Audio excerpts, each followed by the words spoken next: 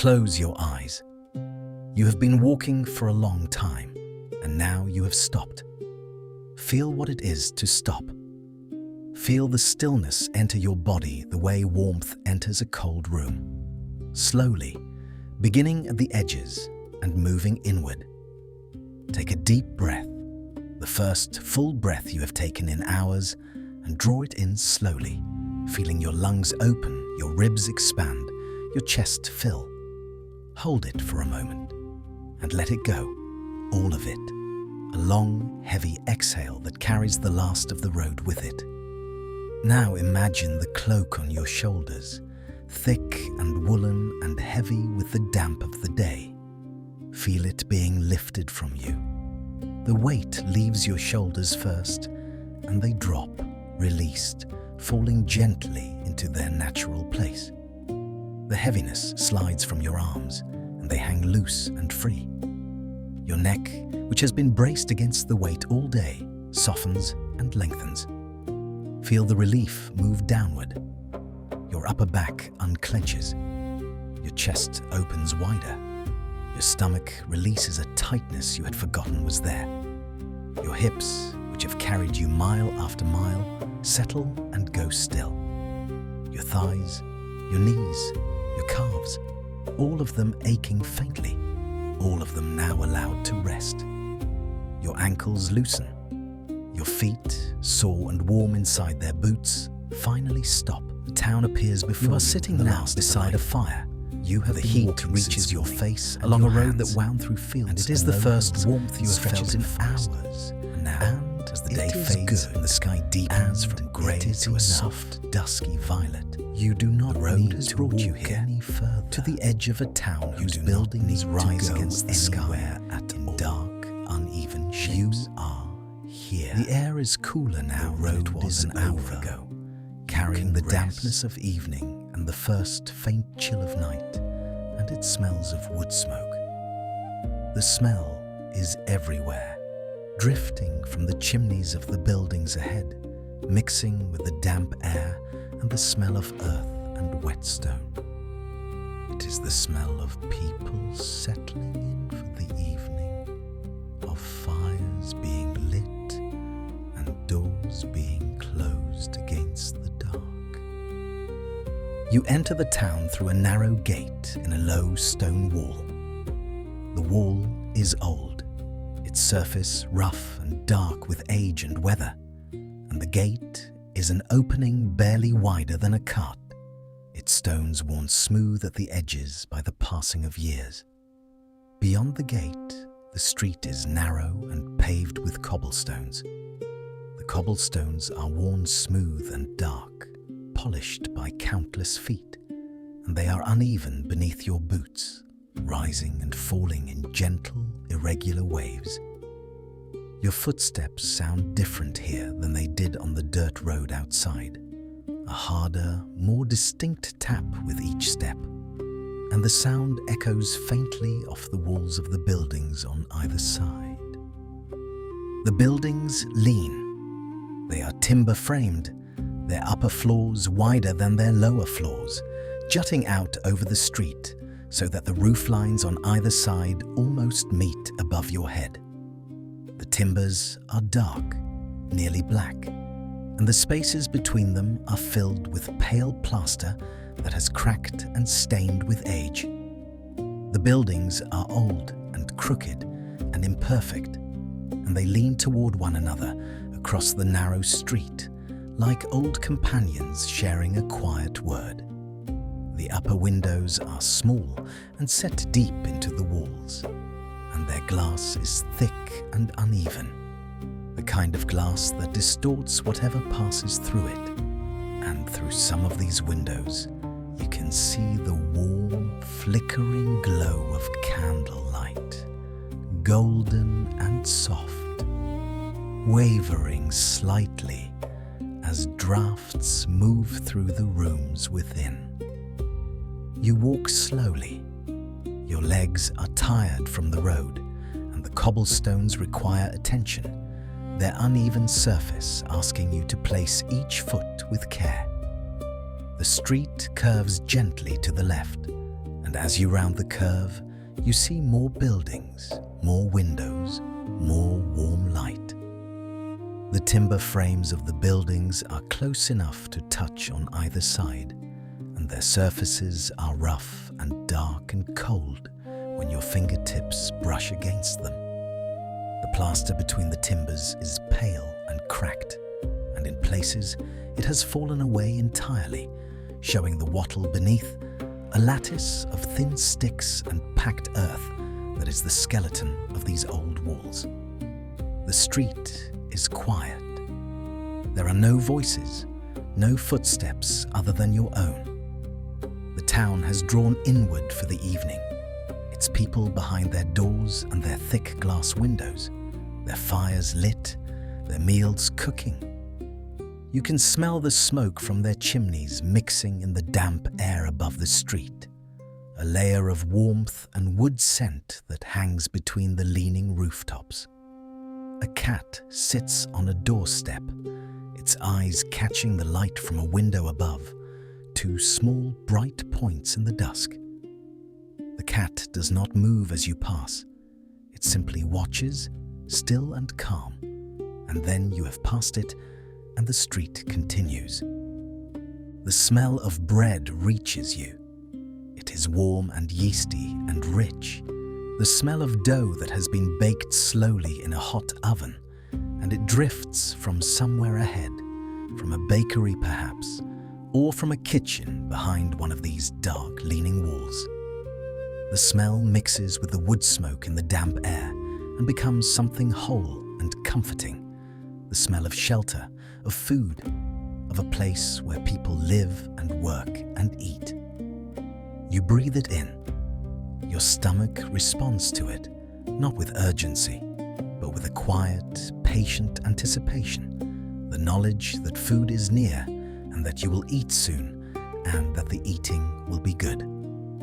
The street opens into a small square.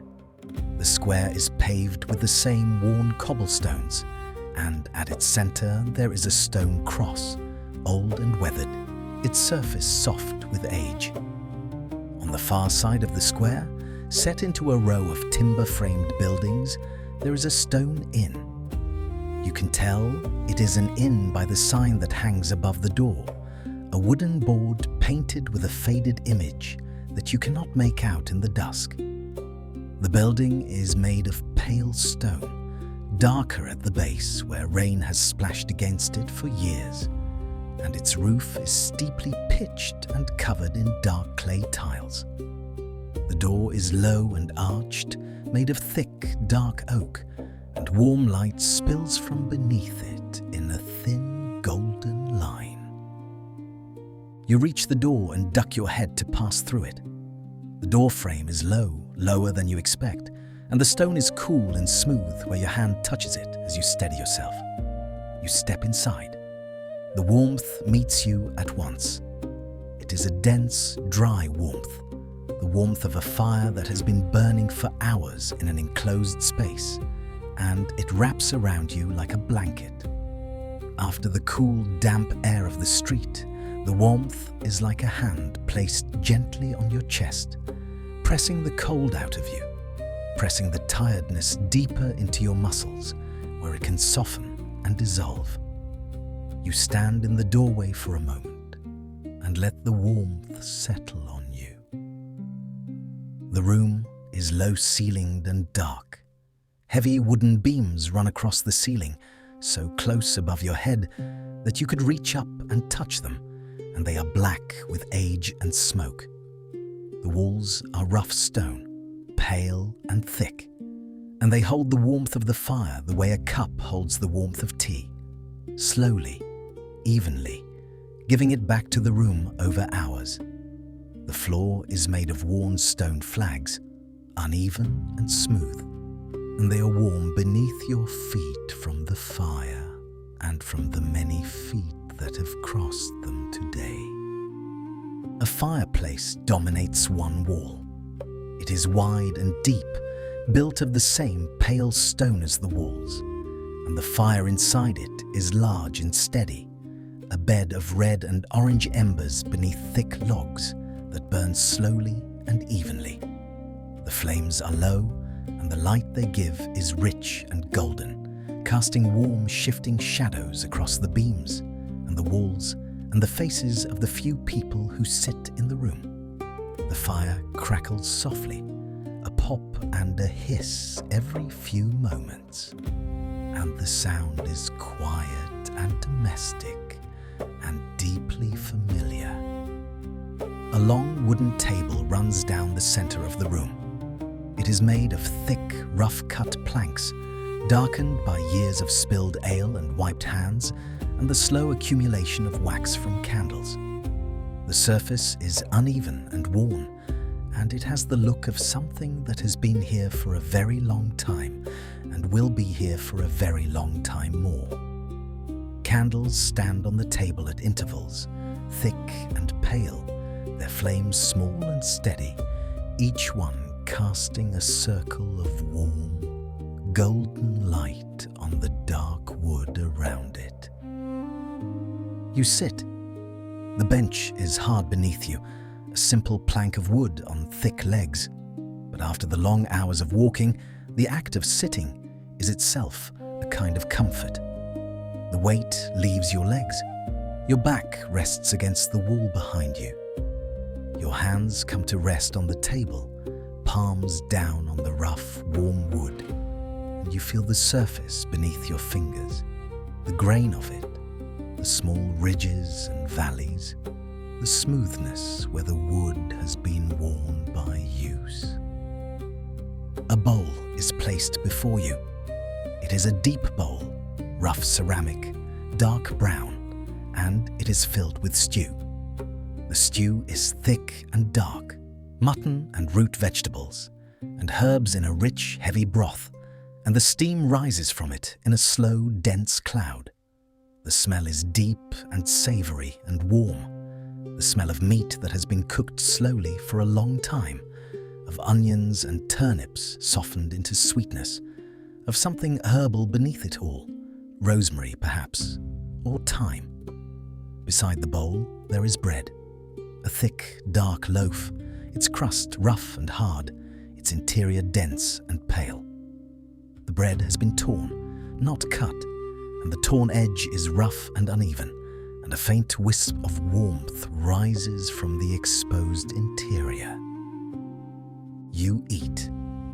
The stew is hot and rich and deeply satisfying, the kind of food that fills you from the inside, warming your chest and your stomach, and spreading outward through your body in slow, steady waves.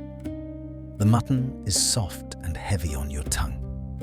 The broth coats the inside of your mouth with warmth and salt, and a deep, meaty richness. You tear a piece of bread and dip it into the stew, and the bread absorbs the broth and becomes warm and heavy and dark. And you eat it. And the combination of the soft bread and the rich broth is simple and complete. There is ale. It is served in a cup of rough clay, the surface unglazed and slightly gritty against your lips. The ale is dark and cool and faintly bitter, with a heaviness to it that is different from water, a depth, a richness, the taste of grain and earth and thyme. You drink slowly. The ale settles in your stomach alongside the stew, and the two together fill you with a warmth and a heaviness that is not unpleasant, that is, in fact, deeply welcome. It is the heaviness of a body that has worked hard and is now being given what it needs, of muscles that have carried you all day and are now being repaid with warmth and food and rest. You eat until the bowl is empty. You wipe the last of the broth from the bottom with a piece of bread and eat that too. And then you sit back and rest your hands on the table and look at the fire. The flames move in their slow, quiet way, orange and gold and deep red, and the embers beneath them glow with a steady, pulsing light. The fire crackles. The candles flicker. The room is warm and dark and still. You lift the clay cup and take a last sip of ale. The cup is rough against your lips, and the ale is cool and bitter and grounding. You set the cup down on the table, and it makes a soft, dull sound against the wood. Your hands rest on the tabletop, and the wood is warm beneath them. The warmth of the food is inside you now, deep in your stomach and your chest, and it radiates outward through your body, mixing with the warmth of the fire, until you are warm from the inside and the outside at once, and the two warmths meet somewhere in the middle and become one. The weariness comes over you now, not as something new, but as something you have been carrying all day and are only now allowing yourself to feel. It is in your legs and your back and your shoulders and your eyes, a deep, thorough tiredness that has seeped into every part of you, and it is not unpleasant. It is the tiredness of a day well spent, of miles walked, of a journey completed. It asks only one thing of you, and that is sleep. You stand slowly and cross the room to a narrow doorway that leads to a staircase. The staircase is steep and dark, barely wider than your shoulders, and the steps are wooden, worn into shallow hollows at their centers by the feet that have climbed them over the years. The wood creaks beneath you as you climb, each step a soft, low groan, and you hold the wall with one hand as you go, the stone cool and rough against your palm. The staircase turns once, sharply, and then you are at the top, in a short hallway with a low, sloping ceiling that follows the line of the roof. There is a door. It is low and made of dark, thick planks with a simple iron latch. You press the latch and the door opens, and you step into the room. The room is small. It is tucked beneath the eaves of the inn, and the ceiling slopes sharply downward on one side, following the pitch of the roof, so that you can stand upright only in the center and near the door. The walls are rough plaster over stone, pale and uneven, and there is a single window, small and deep set, its glass thick and dark.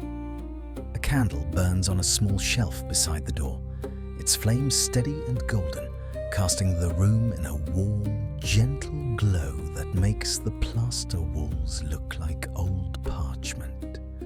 The bed is a low wooden frame along one wall, and on it there is a mattress stuffed with straw. The straw rustles softly when you press your hand against it, a dry, quiet sound, and the mattress gives beneath your touch in a way that is firm but not hard. Over the mattress there are blankets, heavy wool blankets, thick and rough and warm, in colors that have faded to shades of brown and deep, dull blue. The wool smells of lanolin and wood smoke and sleep. You sit on the edge of the bed. The straw shifts beneath your weight with a quiet, papery sound. You remove your boots, slowly, loosening them and pulling them off one at a time. Your feet are warm and sore and grateful for the air. You set the boots on the floor beside the bed. You swing your legs up and lie back, and you pull the blankets over you. The wool is heavy. It settles on your body with a weight that is immediate and comforting, pressing you gently into the straw mattress beneath. The texture of the blanket against your hands is rough and dense, each fiber distinct, and the warmth builds quickly. Your body heat trapped beneath the heavy wool and held there, close and even and thorough. You pull the blanket to your chin. The straw crackles softly beneath you as you settle. And then it is still. You look at the candle. Its flame is small and golden and steady, and it casts a circle of warm light on the wall beside you and on the rough plaster of the ceiling above. The shadows in the corners of the room are deep and soft. The window is a dark rectangle showing nothing but the night. You reach over and blow out the candle. The flame bends, wavers, and goes out, and the room is dark. Not fully dark. A faint grey light comes through the thick glass of the window, just enough to see the shapes of things. The edge of the blanket, the frame of the bed, the line where the sloping ceiling meets the wall. From somewhere outside, far away, you hear a bell. It is a deep, resonant sound, a single toll from a great bell, and it moves through the night air and through the stone walls and into the room where you lie. The sound is low and round and full, and it hangs in the air for a long time after the bell itself has stopped moving, fading slowly, gradually, the way a ripple fades in still water. It is a cathedral bell. It has been ringing at this hour for longer than anyone alive can remember, and it will ring tomorrow, and the night after, and the night after that. The sound fades into silence. The rain begins. It arrives softly, a gentle tapping on the clay tiles of the roof just above your head. The tiles are close, just on the other side of the wooden beams and the plaster ceiling, and the rain sounds near and intimate, as though it is falling just for you. The tapping is light and steady, each drop a small, distinct sound, and together the drops form a rhythm that is continuous and even, and deeply, endlessly soothing. You lie beneath the heavy blankets in the dark, in the small room beneath the eaves, and you listen. The rain on the tiles, the faint creak of the building settling, the distant, muffled sound of the fire downstairs. Or perhaps it is only the memory of the fire, the warmth of it still in your body, still in the room. Your body is heavy. The wool blankets press on your chest. The straw mattress holds you. The tiredness is everywhere now, in your legs, your back, your arms, your eyes. A deep, warm tiredness that asks for nothing but sleep. The rain falls on the roof above, steady, soft, close. The bell has faded. The silence it left behind is full and warm. Your breathing slows. Each breath is deep and easy. The blankets rise. The blankets fall. The room is dark and small and warm. The walls are close. The ceiling is low. You are held inside the stone and the wood and the plaster. The cobblestones outside are wet now, the rain falling on them. The narrow street empty and dark. The candles in the room below, burned low by now, flickering in their pools of wax. The fire, still burning, the embers glowing, orange and red, behind the iron grate. The rain on the tiles, each drop a small sound, joining the next and the next, steady and soft. The wool blanket, rough and warm against your chin, heavy on your chest, holding you down, gently. The straw beneath you, dry and still, a faint smell of grass and dust. The mattress warm now, warmed by you. The town outside, quiet and dark. The timber buildings leaning, the narrow streets, the wet stone. You drift, slowly, heavily, the way a stone sinks through water, gently, steadily, down. The rain goes on the tiles, on the cobblestones, on the old stone walls. The bell is silent, the fire is distant, the room is dark, just warmth, just wait, just the sound of rain. And you are asleep in the small room, beneath the eaves, beneath the rain, in the old stone inn. The rain goes on, and the night goes on, and the town sleeps on.